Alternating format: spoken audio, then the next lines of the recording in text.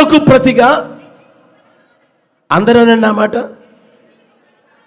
నా అనండి, నా నిందకు ప్రతిగా నా దేవుడు నాకు రెట్టింపు ఘనత కలుగు చేస్తారు. మరలానండి, విశ్వాసంతో అనండి, మరలానండి.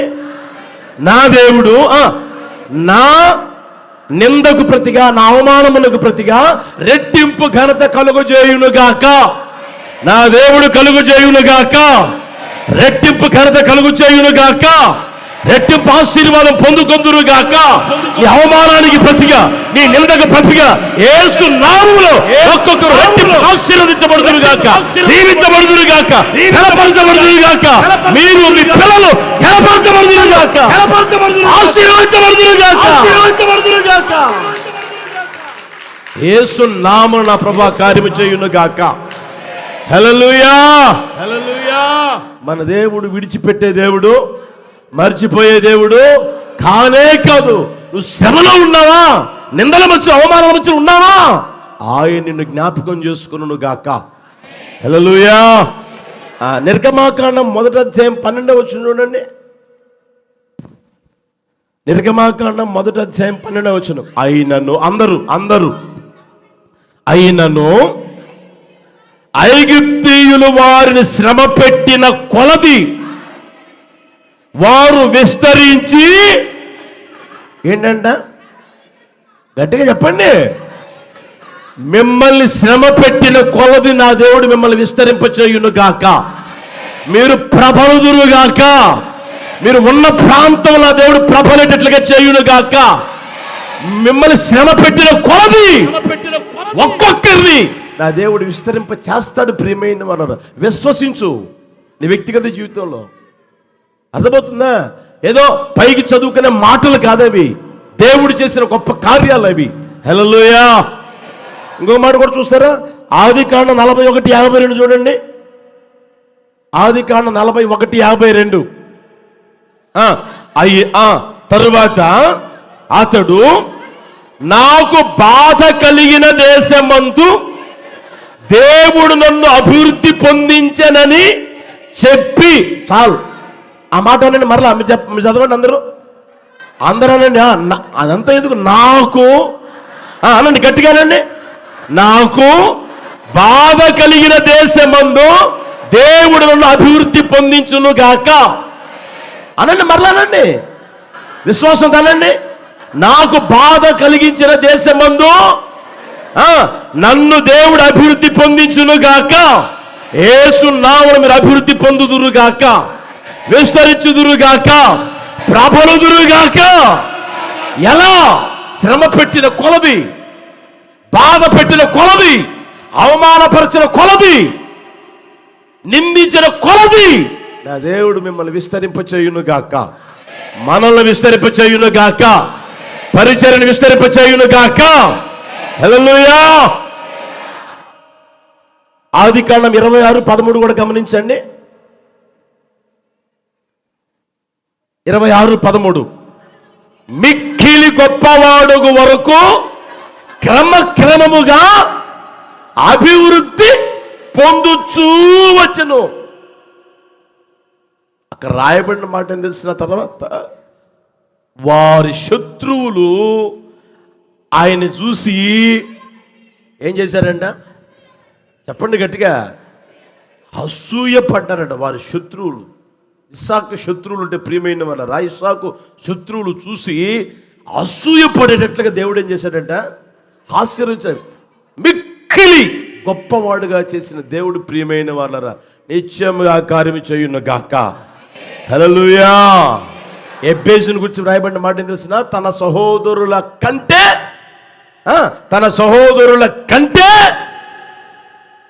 మిక్కిలి ఘనత పొందిన వాడై ఉండెను.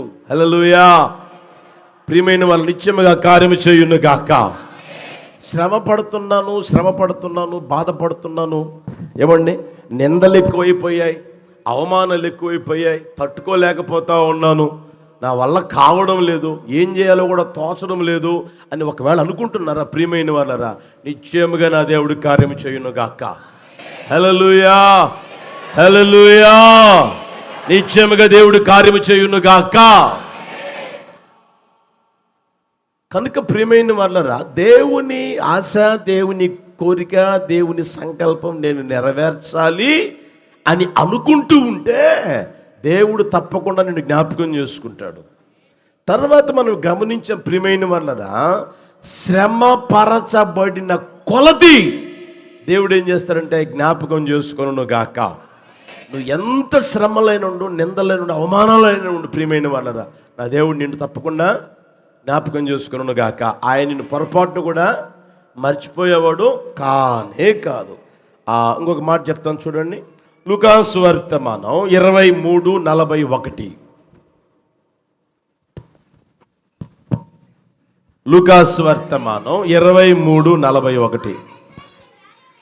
మనకైతే ఇది న్యాయమే, మనము చేసిన వాటికి తగిన ఫలము పొందుచున్నాము గాని ఈయన ఏ తప్పిదమును చేయలేదని చెప్పి ఆయనను చూచి, యేసు నీవు నీ రాజ్యములోనికి వచ్చున్నప్పుడు నన్ను జ్ఞాపకము చేసుకొనమనెను.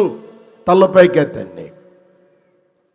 మనం అక్కడ గమనిస్తే యేసు ప్రభుని తీర్పు తీర్చి సిలువను మోసుకుంటూ వచ్చి ఆ గొల్గొతా కొండ మీద సిలువ వేశారు. అప్పటికే సిలువలో వేలాడుతూ ఉన్నాడు. ఇటుప్రక్క ఒక దొంగ, ఇటుప్రక్క ఒక దొంగ, ఇద్దరు దొంగలు వేలాడుతూ ఉన్నారు.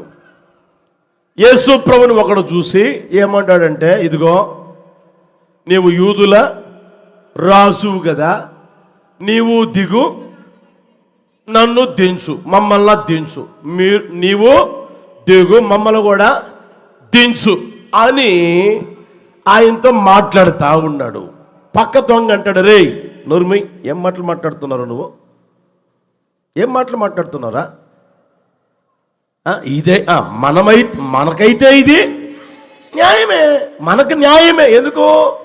దొంగతనం చేశాం కాబట్టి, కుటుంబాన్ని పాడు చేశాం కాబట్టి, ఏమండి ఈ శిక్ష మనకు న్యాయమే. ఆ దొంగలో ఎంత నీతి ఉందో గమనించండి. ఏమండి ఆ దొంగలో కూడా నీతి గమనించండి. ఇది మనకు న్యాయమే.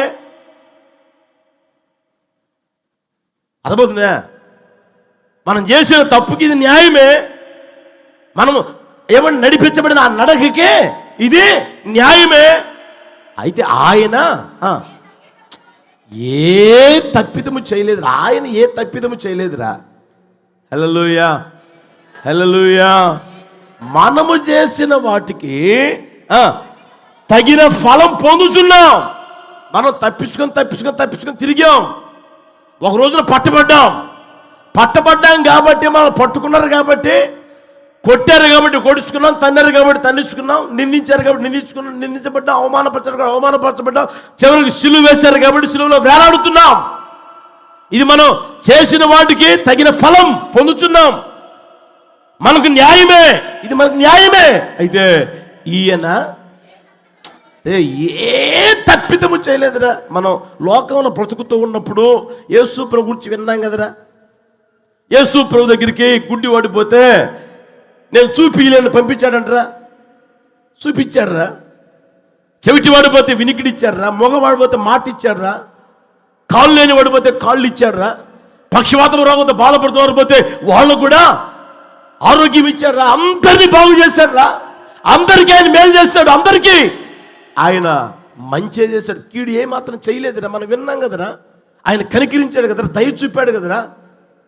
ఎంతోమంది బాధల్లో ఉంటే, వేదల్లో ఉంటే విడిపించాడు కదా, ఎంతమందికి సహాయం చేశాడు ఆయన.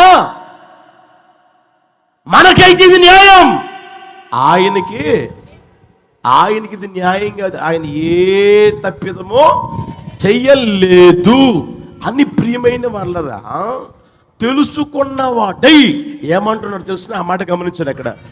చూసి యేసు నీ రాజ్యములోనికి వచ్చునప్పుడు.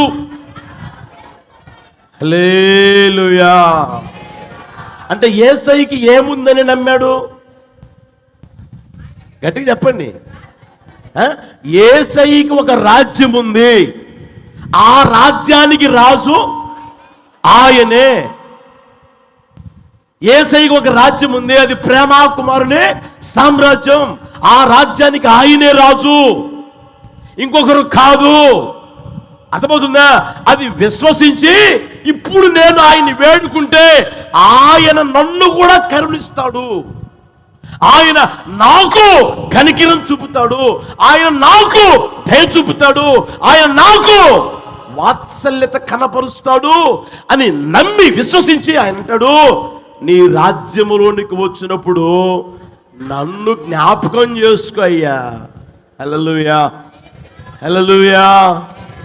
నీకు రాజ్యం ఉందని నాకు తెలుసయ్యా, నువ్వు రాజు అని నాకు తెలుసయ్యా. నీ రాజ్యములకు నువ్వు వచ్చినప్పుడు నన్ను జ్ఞాపకం చేసుకోయ్యా. నేను నిన్ను నమ్ముతున్నాను, నేను విశ్వసిస్తున్నానయ్యా. హల్లెలూయా. కనుక ప్రియమైన వాళ్ళరా, మన వ్యక్తిగత జీవితంలో ఉండవలసిన స్వభావం ఏంటి తెలిసిన? దేవుడు నన్ను కరుణిస్తాడు, దేవుడు నాకు కనికరాన్ని చూపుతాడు, దేవుడు నేను ఉన్న ఈ పరిస్థితులలో ఏమండి నా వ్యక్తిగత జీవితాన్ని ప్రేమిస్తూ ఉన్నాడు కనుక ఆయన కనికరం చూపుతాడు, వాత్సల్యత కనపరుస్తాడు అనే ఆ నమ్మకం, ఆ విశ్వాసం నీకుండాలి ప్రియమైన వాళ్ళ. అర్థమవుతుందా? నాకు ఉండాలి. మన పరిస్థితులు ఎంత తారుమారుగా మారినప్పటికీ అర్థమవుతుందా, ఏమాత్రం నమ్మేదానికి ఆస్కారమే ఉండదు. ఏమాత్రం కాస్త నమ్ముదాం అనుకున్న విశ్వాసం ఏమాత్రం కలగదు. కళ్ళ ముందు కనబడే పరిస్థితులు అలాంటివి. ఇప్పుడు ఇద్దరిని సిలువేస్తున్నారు, వీళ్ళని తప్పించేవాడు ఎవడున్నాడు? చివరికి యేసుప్రభువు కూడా ఏం చేశారు చెప్పరేమండి? సిలువేశారు కదా, ఆయన కూడా సిలువలో వేలాడుతున్నాడు, వాళ్ళు సిలువలు వేలాడుతున్నారు. ఈయన తప్పిస్తాడు మనల్ని అనే నమ్మకం వాళ్ళకి కలుగుతుందా? వాళ్ళు ఒకడికైతే కలిగిందా, ఇంకొకడికే కలిగిందా? చూడండి ప్రియమైన నమ్మకం.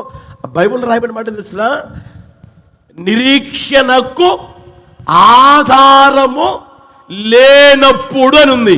నిరీక్షణకు ఆధారము లేనప్పుడు, నమ్మేదానికి ఆస్కారము లేనప్పుడు, నమ్మేదానికి ఏమంటే ఆధారమే నీకు కనిపించకపోయినప్పటికీ నీవు నమ్మకం కలిగి జీవించుదువు గాక. హల్లెలూయా. అర్థమవుతుందా? మన వ్యక్తిగత జీవితంలో ప్రియమైన వాళ్ళరా, నమ్మేదానికి ఆస్కారమే ఉండదు, అయినా సరే నీకు నమ్మకం అనేది చాలా ప్రాముఖ్యమైనది. ఎప్పుడైతే అంతగా నువ్వు నమ్మగలుగుతావో యేసయ్యని, నా దేవుడు అప్పుడే కార్యము చేయును గాక, నిన్ను జ్ఞాపకం చేసుకును గాక.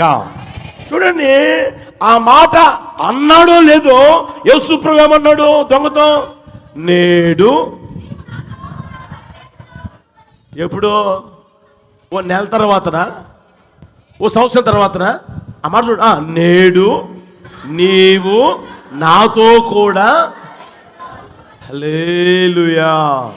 చెప్దాం అందరం బిగ్గరగా, హల్లెలూయా, హల్లెలూయా. నేడు నీవు నాతో కూడా పరదేశంలో ఉంటావు, నేడే. ఆ మాట గమనించని ప్రియమైన వాళ్ళ. కనుక నీ వ్యక్తిగత జీవితంలో నమ్మకానికి ఆస్కారం లేనప్పుడు, నమ్మేదానికి ఆధారమే ఉండనే ఉండదు. కొన్నిసార్లు ప్రియమైన వాళ్ళ, అర్థమవుతుందా? ఇక పిల్లలు పుడతారు అన్న నమ్మకమే ఉండదు. ఎందుకని? డాక్టర్ సర్టిఫికేట్ చూపించాడు, డాక్టర్ టెస్ట్ అన్ని చేసి చేతికి ఇచ్చాడు. అర్థమవుతుందా? ఇక ఉద్యోగం వస్తుంది అన్న నమ్మకమే లేదు. అర్థమవుతుందా? ఇక వ్యాపారంలో మేము రాణిస్తాము, మా పిల్లలు బాగుపడతారు, నా భర్త ఏమండి మందిరానికి వస్తాడు, నా భర్త మారుతాడు అన్న ఆ నమ్మకం నీకు లేదా? నీవు నమ్ముటం నీ వలనైతే చెప్పండి గట్టిగా. ఏం చేస్తారంట? సమస్తం సాధ్యమే. నువ్వు నమ్మితే దేవుని మహిమను చూచుదువుగాక, నమ్మితే దేవుని మహిమను నీ కళ్ళతో చూచుదువుగాక. హల్లెలూయా. కనుక ప్రియమైన వాళ్ళరా, ఆ దొంగనే ఏమండి ఆ నీచున్నే, ఆ నికృష్టున్నే, కొంపలు కూల్చిన ఆ వ్యక్తినే, కుటుంబాన్ని పాడు చేసిన ఆ వ్యక్తినే, ఎవరో అవసరాల కోసం దాచిపెట్టుకున్న దానినే ఏం చేశారు వీళ్ళు? కాజేసిన పరిస్థితి. అలాంటి వ్యక్తి యేసయ్యను కనికరిస్తాడు, ఆయన ఎంతో మందిని కనికరించాడన్న ఆ నమ్మకం ఇతను ఏం చేసింది అంటే, ప్రియమైన వాళ్ళరా, పరదేశంలో ఉండగలిగేటట్లుగా చేసింది. యేసయ్యకి మహిమ కలుగును గాక. హల్లెలూయా, హల్లెలూయా. దావీదు ఒక రోజున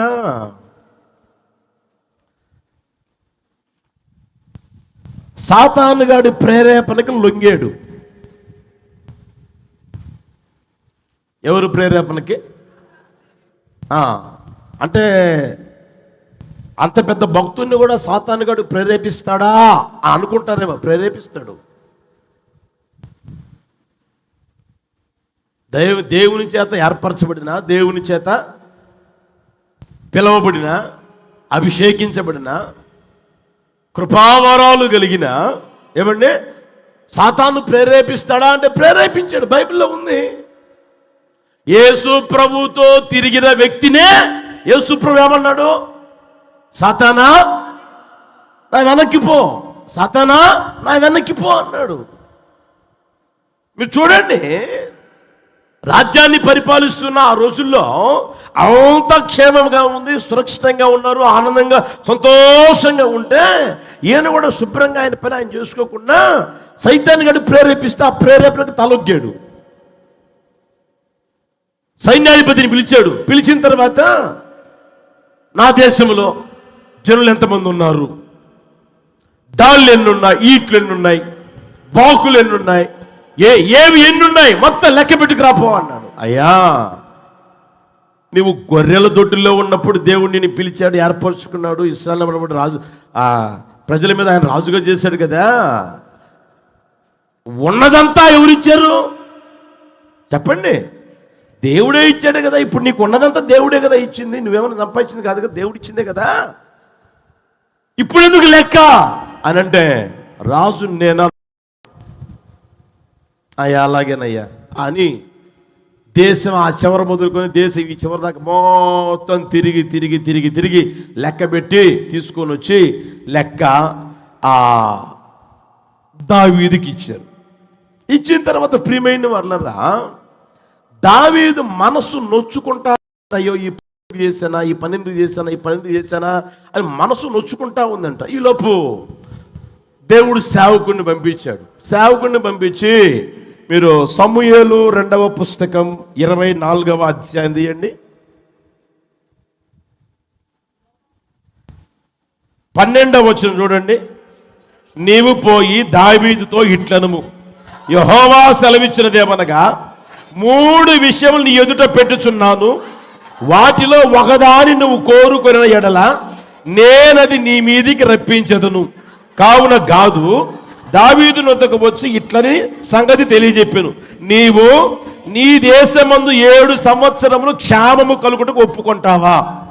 నిన్ను తరుముచున్న నీ శత్రువుల ఎదుట నిలువలేక నీవు 3 నెలలు పారిపోవుటకు ఒప్పుకొందువా? నీ దేశమందు 3 దినములు తెగులు రేగుటకు ఒప్పుకొందువా? యోచన చేసి నన్ను పంపిన వానికి నేను ఇయ్యవలసిన ఉత్తరము నిశ్చయించి చెప్పుమనెను. బాగా గమనించండి, దేవుడు తీర్పు పంపించాడు. 7 సంవత్సరాలు క్షేమం కావాలా? 3 నెలలు పారిపోతావా? 3 దినాలు తెగులు కావాలా? ఏది కావాలో చెప్పు. ఈయన గారు ఆలోచన చేస్తూ ఉన్నారు, ఏం చేయాలి, ఏం చేయాలి, ఏం చేయాలి. మనిషి ఏదైనా చెప్తే మనిషి మీదకి మనం తిరగబడగలం, మనిషి మీదకి యుద్ధానికి వెళ్ళగలం, మనిషితో జయించగలం, మన దగ్గర ఉన్న శక్తిని బట్టి, బలాన్ని బట్టి. ఇప్పుడు ఎక్కడి నుంచి వచ్చింది తీర్పు? దేవుని యొద్ద నుంచి వచ్చింది కదా. దేవుని మీద నేను తిరగబడగలనా? దేవునితో నేను మాట్లాడగలనా? ఇలా ఎందుకు పంపించావు, ఇలా ఎందుకు మాట్లాడుతున్నావు అని దేవునితో అనగలనా అని ప్రియమైన వాళ్ళ తను తాను ఆలోచన చేసుకుని ఆయన అన్న మాట గమనించండి. 14 వచ్చి చూడండి. అందుకు దావీదు, నాకేమీ తోచకున్నది. ఏంటంట? బహు చిక్కులలో ఉన్నాను. యెహోవా బహు వాత్సల్యత గలవాడు కనుక మనుషుని చేతిలో పడకుండా యెహోవా చేతిలోనే పడుదును గాక. హల్లెలూయా. చూడండి, ఆయన మనుషుల చేతుల్లో పడితే, మనుషుల చేతుల్లోకి పోతే మనుషులు నన్ను కనికరిస్తారు, మనుషులు నాకు దయ చూపుతారు. ఏమండి, మనుషులు నన్ను ఏదో ఉద్ధరిస్తారు, మనుషులు నా పక్షంగా ఉండి కాస్త కోస్త ఏదో చేస్తారు అన్న ఆలోచన ఏమాత్రం ఆయనకి రాలా. ప్రియమైన వారు వచ్చిన శిక్షలో అర్థమవుతుందా? ఆయన ఒకే ఒక మాట ఉంటున్నాడు, యెహోవా. ఎవరంటే ఆయన బహువాత్సల్యత గల, నేను ఇప్పుడు గొప్ప చిక్కుల్లో ఉన్నాను కనుక ఆయన ఎవరు అంటే బహువాత్సల్యత గలవాడు. ఆయన కృపా సంపత్తి కలిగిన దేవుడు, దయాదాక్షిణ్య పూర్ణుడు, కరుణా సంపన్నుడైన దేవుడు. మనుషుల చేతుల్లో పడను గాని దేవుని చేతుల్లోనే పడుదును గాక. హల్లెలూయా, హల్లెలూయా. ఎందుకయ్యా అంటే దేవుడు ఎవరంటున్నాడు? ఆయన యెహోవా ఎవరంట? చెప్పండి గట్టిగా. యెహోవా ఎవరు? గొప్ప వాత్సల్యత గలవాడు. ఆయన వాత్సల్యత కలిగినవాడు కనుక ఆయన చేతుల్లో పడతాడు. ఆయన నాకు కనికరం చూపుతాడు, ఆయన నాకు దయ చూపుతాడు, ఆయన నన్ను జ్ఞాపకం చేసుకుంటాడు, ఆయన ఏదైనా చేస్తాడు ఆయన అని ఆయన చేతుల్లో పడతాడు. దేవుని నమ్ముకున్నాడు. ప్రియమైన వాళ్ళారా, ఒకసారి గమనించండి. మీ వ్యక్తిగత జీవితంలో అప్పుడప్పుడు నీ వ్యక్తిగత జీవితంలో ప్రియమైన వాళ్ళారా దిక్కు తోచని పరిస్థితులు కలగవచ్చు. రావని బైబిల్ ఎక్కడ లేదు. రాజ్యాన్ని పరిపాలిస్తున్న రాజులు కూడా అన్నారు, ఏమో తెలిసిన, ఏమి చేయుటకు నాకు దిక్కు తోచలేదు, దిక్కు తోచలేదు. పిల్లలు పుట్టవచ్చిరి కానీ కనుటకు శక్తి లేదయ్యా, ఏం చేయాలో అర్థం కావడం లేదయ్యా అని దేవుని దగ్గరికి వచ్చి దేవుని దగ్గర పడిపోయాడు. ప్రియమైన వాళ్ళరా, ఎందుకంటే ఆయన కనికరము గొప్పది. హల్లెలూయా. ఆయన వాత్సల్యత గొప్పది, ఆయన దయ, ఆయన ప్రేమ, ఆయన జాలి గొప్పది. ప్రియమైన వాళ్ళరా,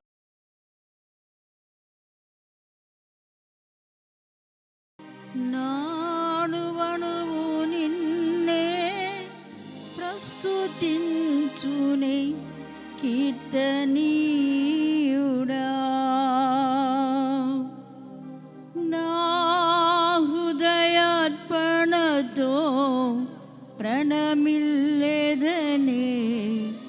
నీ సన్నిధిలో పూజార్హుడా.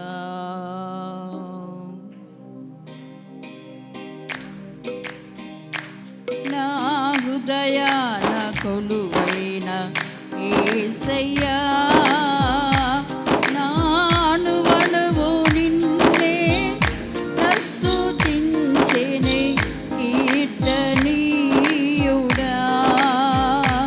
నా హృదయార్పణతో ప్రణమిల్లెదనే నీ సన్నిధిలో పూజార్హుడా. నా హృదయార్పణతో ప్రణమిల్లెదనే